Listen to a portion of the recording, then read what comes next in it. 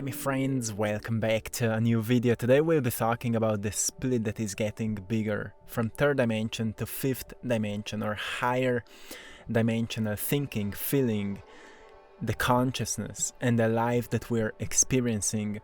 We may all experience interesting things that are happening in our lives. To anyone who decided to flow with those changes, to work on yourself, to keep learning, to keep growing, to keep implementing the knowledge, to keep practicing, to keep being a student and keep mastering the tools that life is offering to you.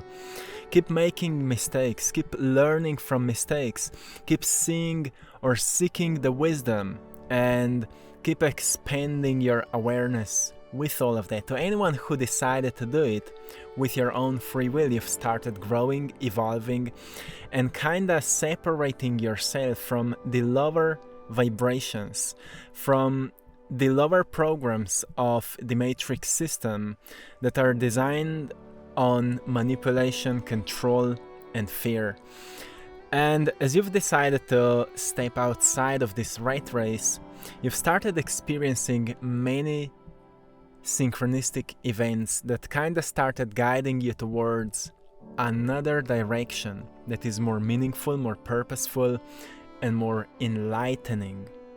Hopi people had many prophecies about this shift, the fifth world, as they were talking about the great transition from the fourth world into the fifth world, which will be one of the most unique transitions in the history of the planet Earth. And we are in this right now. So around 2160 years ago, there was a beginning of the zodiac age of Pisces. And as each zodiac age lasts for 2160 years, we are right now in this transition period where we are slowly transitioning from the old age into the new one. And this transition is kinda chaotic, as chaos is this phase in the universal law between one order and another. And as everything is moving upward spiral, it means that between one order and a new order, there's a period of chaos. That's why in the matrix system, they call it a new world's order. But from the standpoint of consciousness, there's also a new world's order that is happening. And they always take the same names and turn them into something with their own agendas. But what is really happening is, let's say, a drawing of an ancient knowledge, ancient wisdom that is coming back to life. And more people are becoming aware of this knowledge, and more people are implementing it. And therefore, many people are experiencing this, what we call energy shifts. So I want to share few of them that may be the most strong right now. You may experience a transition from lower ego self into a cosmic self. And it's not like some people say the death of ego. It's rather an integration of ego until you expand it to a greater sense of consciousness. Ego means self. And ego is not bad. Untrained ego, unaware, unconscious ego becomes materialistic. You become identified with only material things, and therefore you start living based on emotions of survival. And that's how most of us have been programmed to live. But to expand our ego, we recognize that we're a part of the ecosystem, right? We go from ecosystem to ecosystem. We recognize that we should live in equilibrium with nature, with life around us, with cosmic life, with other intelligent creatures in the great cosmos. We should live in equilibrium with all life. And to get to that point, we have to shatter the old programs so we can level up our understanding of this connection. What does it mean? It means that we're not competing with one another. We can experience a sense of competition even in the field of consciousness sometimes, when people still look at the evolution of consciousness from the standpoint of competition. When people are comparing them, saying, "Oh, I'm more awakened than his," or things like that, right? But eventually we overcome that and we recognize, well, we are here to support one another. We are here to, to walk together, to learn from one another, and to see what else is possible if we collaborate, if we work together and really learn from one another, edit ourselves, shift our programs, and sometimes hack the systems so they can work into our favor, right? We can all do that. So you may be experiencing this transition from lower ego, so going from survival into this cosmic consciousness, noticing, oh, I am actually part of this. So let's actually embody a lifestyle that may support the life of others, not just my life, but also the life of others.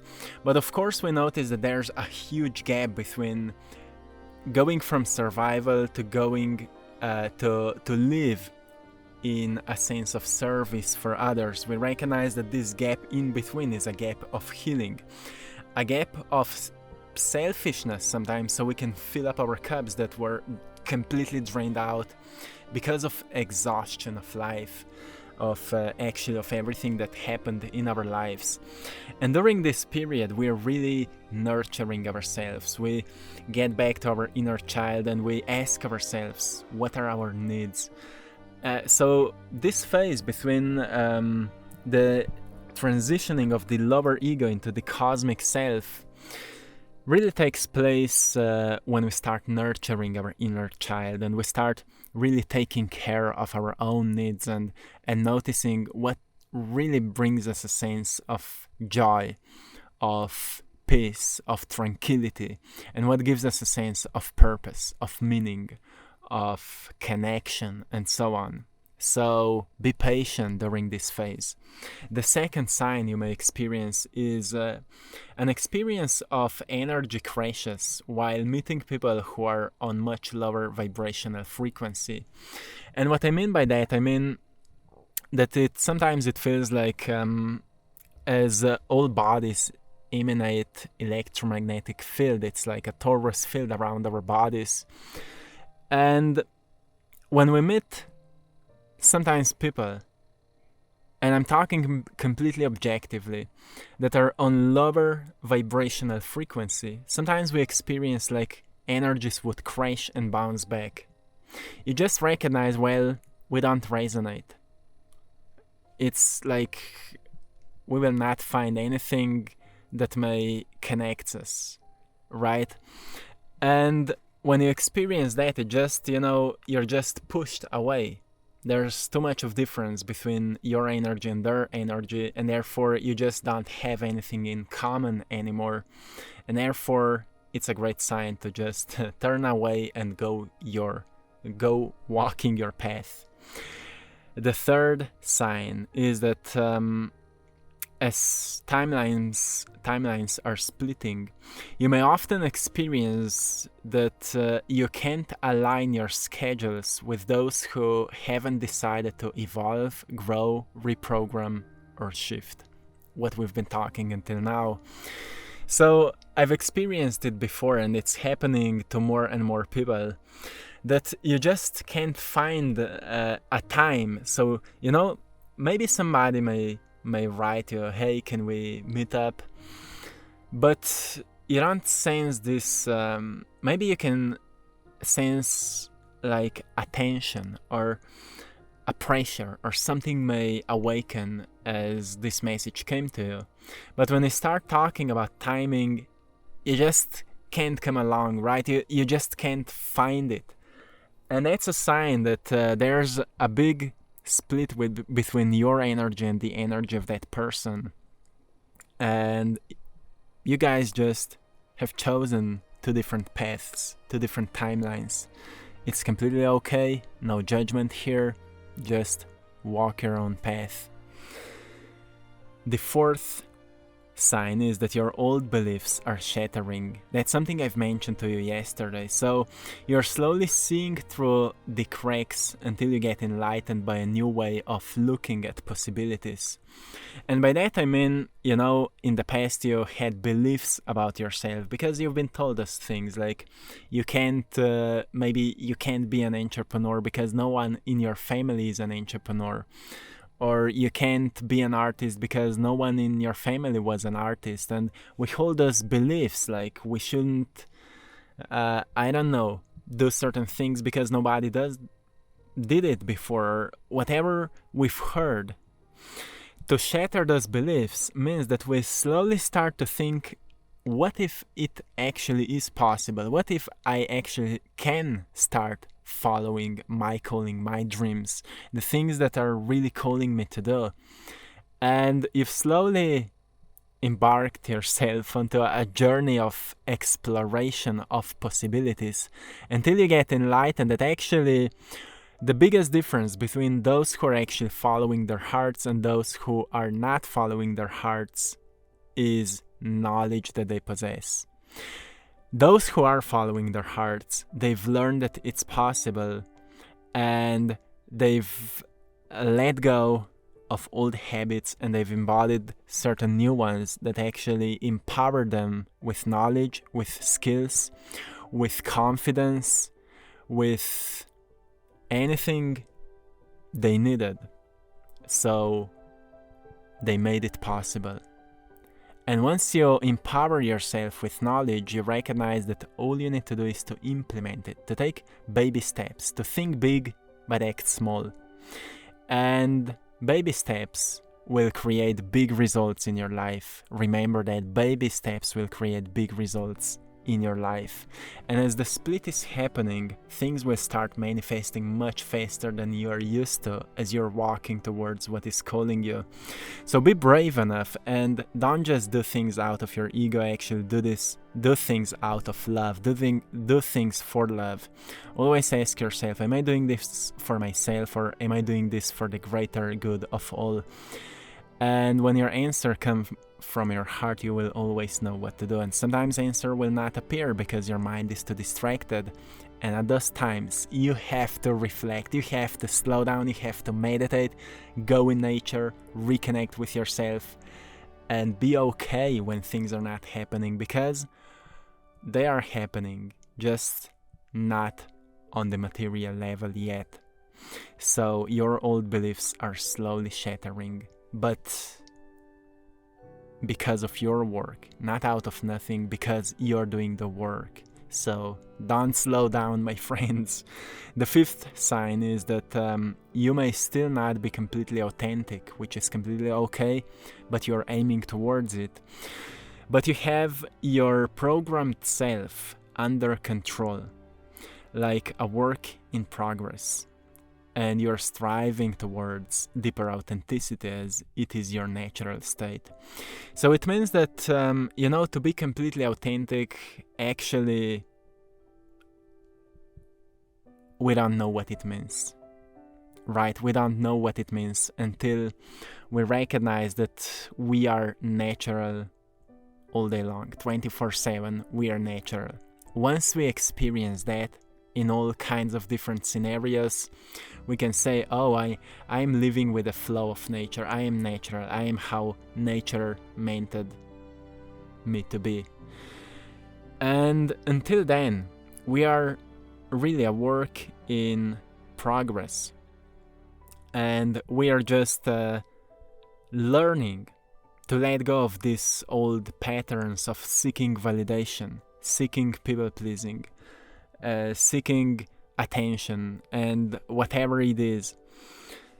And we're aiming towards skills, knowledge and understanding that can help us to be more authentic. Because as a little kid you've been authentic until something happened to you and you've noticed that you can't be all joyful and playful because people think you're crazy right? And now you're waking up to this point where you're saying, well, actually being crazy is much better than being programmed and hypnotized to think that you're unworthy of joy, that you're unworthy of passion, that you're unworthy of great things, right? So you're slowly waking up to that point where you say to yourself, oh, for the whole time I was just doing things for others, and now it's time to do things for my inner child, for myself, for who I came here to be. So you can wake up to the point where you will say, oh, I completely love myself. I am who I came here to be. I love myself. And you may still not be completely authentic, but you have your programmed self under control. So when you catch yourself being unauthentic, you have it under control, and it may be exhausting, so take more time for that. Take more time for yourself during this phase where you recognize, oh, I'm not being authentic. Maybe reflect on that, write your thoughts down, go into nature, ground yourself, meditate on it, and then get back and practice. You know, we have to practice to be authentic if we want to become authentic, because we don't have many great examples around us. I know for myself, I don't see many authentic people around me. I see more of them than in the past, but still not many. So I need to be really conscious when sometimes it happens. I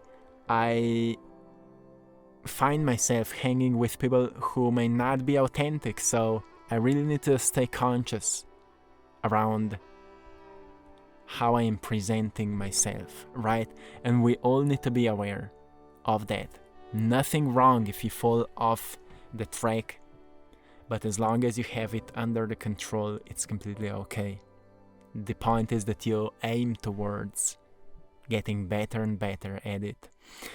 And sometimes you may find yourself in have you experienced that? This is the next sign, that sometimes you may find yourself in crowded places but feeling invisible to them.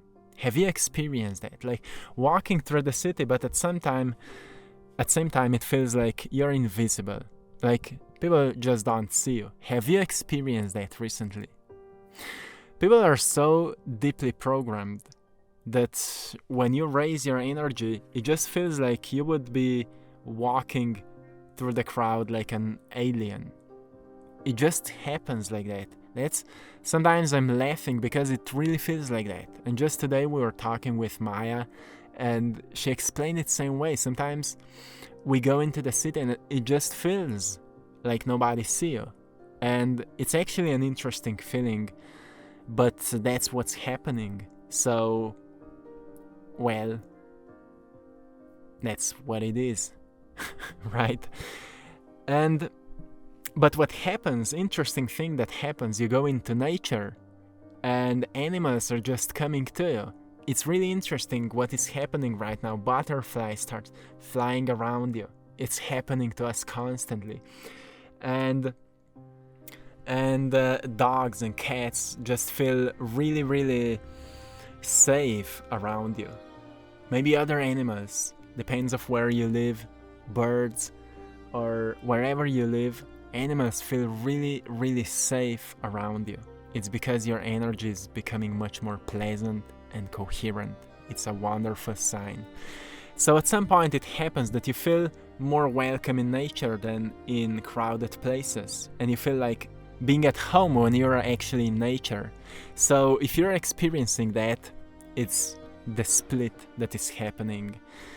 As your energy is becoming more similar to the natural flow of nature, you're becoming more natural, right? And the last sign that you may be experiencing right now is that you've started valuing what the Matrix takes for granted: life, nature, simplicity, health.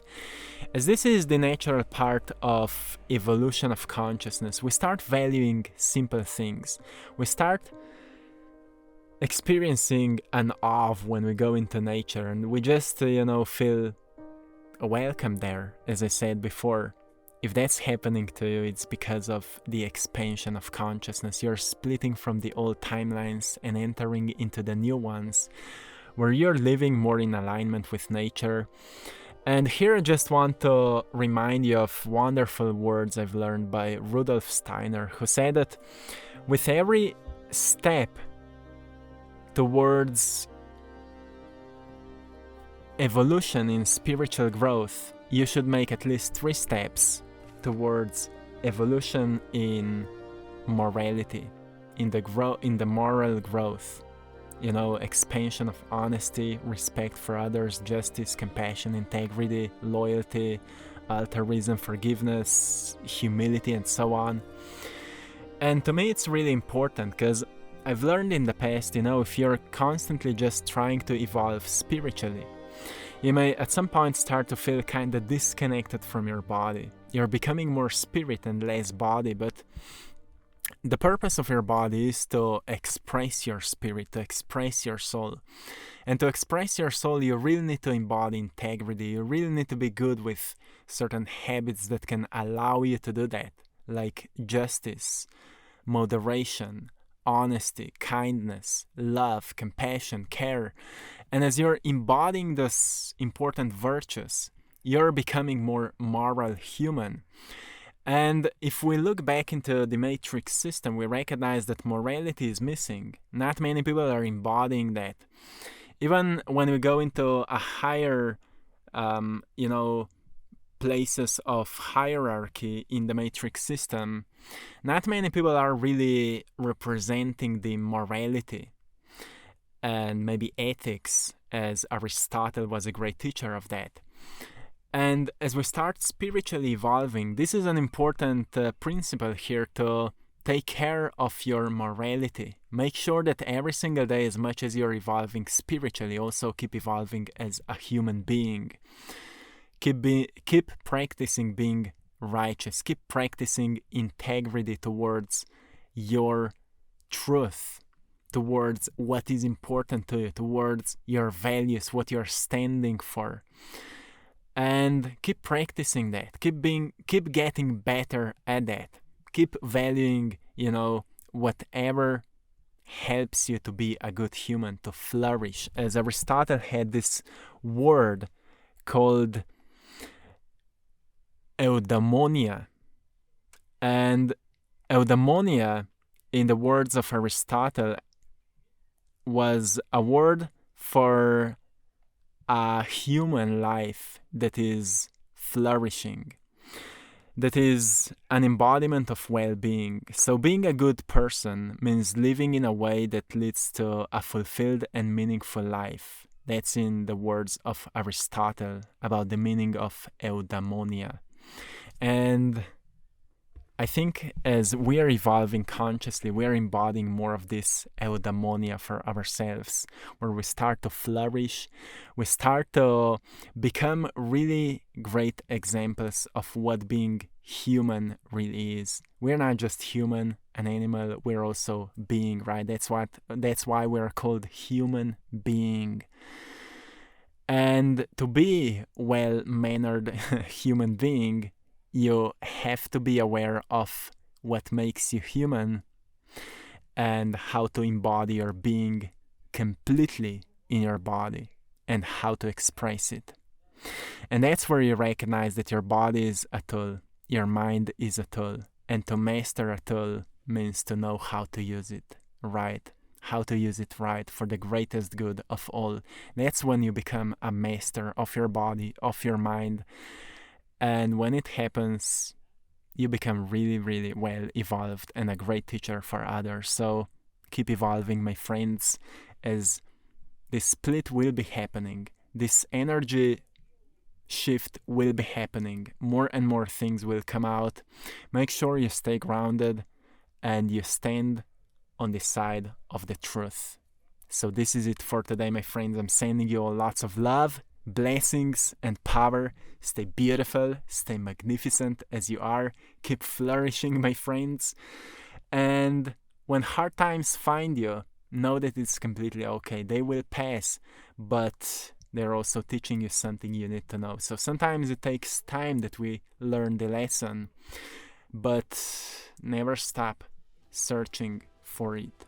Know that everything is just teaching you to be a greater person, to be a greater human being, to become who you came here to be. So, my friend, you're supported, you're protected, you're not alone, and you're loved.